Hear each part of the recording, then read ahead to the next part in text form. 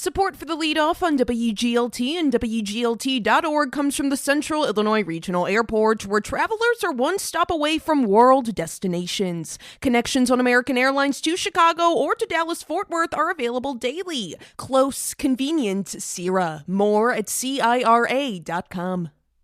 Bloomington's proposed bus transfer center and parking garage will reduce the number of public parking spaces downtown.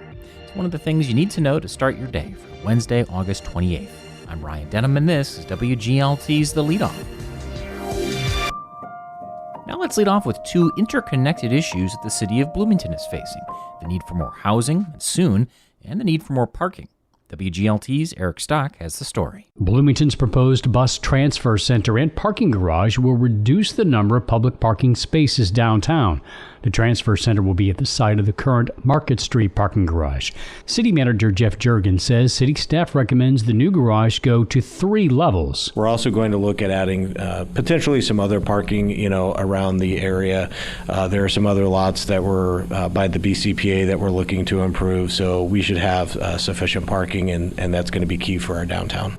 Jurgen says the city is also talking with the Connect Transit about adding a shuttle service downtown during construction of the transfer center, when hundreds of parking spaces will go offline starting next spring. Housing advocates say more parking is often a hindrance to more home building. Reducing parking is one recommendation the city is being asked to consider as it looks to address the community housing shortage. City Manager Jeff Jurgen says a consultant will help the city come up with the recommendations to change its zoning laws to help address the shortage. He says those kinds of changes, though, will require buy-in from the community, and he says change can be difficult. We need to bring the community, all of the community, together with those conversations. We don't want to fundamentally transform this community and what it's going to look like without a lot of community involvement and a lot of communication from the stakeholders. Jurgen says the city is open to all ideas. For the Leadoff, I'm Eric Stock. Here's some other stories we're following at the WGLT newsroom. Heartland Community College will be hosting listening sessions about the state's new Department of Early Childhood. The first one is September 4th at Heartland's campus in Normal, followed by additional sessions later in Lincoln and Pontiac. The McLean County Museum of History will open a new exhibit on September 7th called A Deadly Deception: The Asbestos Tragedy in McLean County. It's focused on corporate deception and workers' rights issues in Bloomington and beyond. A batch of 242 new students at Eureka College has brought a record enrollment for first-generation students to that private liberal arts college in Woodford County. Eureka says the incoming class has 24% more students than last year. And Peterson Healthcare, the Central Illinois nursing home company, is asking a federal judge to approve some $1.3 million worth of lump sum payments for certain employees as the company's bankruptcy case continues. You can find more on these stories at WGLT.org. A growing number of schools have started to ban cell phones over concerns about disruptions in the classroom. Unit 5 is exploring the idea. District 87 is not. District 87 Superintendent David Mauser tells WGLT correspondent Adeline Schultz that Bloomington Junior High School does limit student access to phones during the day, but the district is not looking to go any further. Not at this time. It's a conversation we have, and I think obviously there are a lot of schools around us, as you're aware, that are trying that, and we want to see how that goes for folks. What I would tell you is there's two schools of thoughts on this. I mean, the first is you try to ban them, you try to keep kids from having them. The other side of the other thought is that you instead try to teach responsible use. So at the junior high, for example, our policy is it needs to be in the locker, and if it's not in the locker, it ends up in the office, and then the parent comes and gets them. I'm going to say that again. It's not the child that gets to go get it at the end of the day.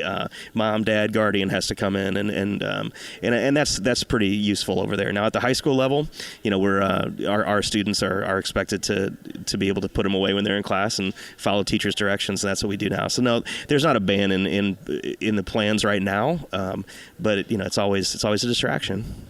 So you do see phones as an obstruction in the classroom? I think absolutely, right? I mean, depending on how they're being utilized. If we're sitting there, looking at Snapchat in the middle of class, then we're probably not getting a lot out of the lesson. But I would tell you that I, as a teacher, would just tell students you're not using your phones right now, right? And I'm going to monitor that behavior within the classroom, and that's what our teachers do really well. But at the same time, they can be a distraction. They also can be a positive thing for kids.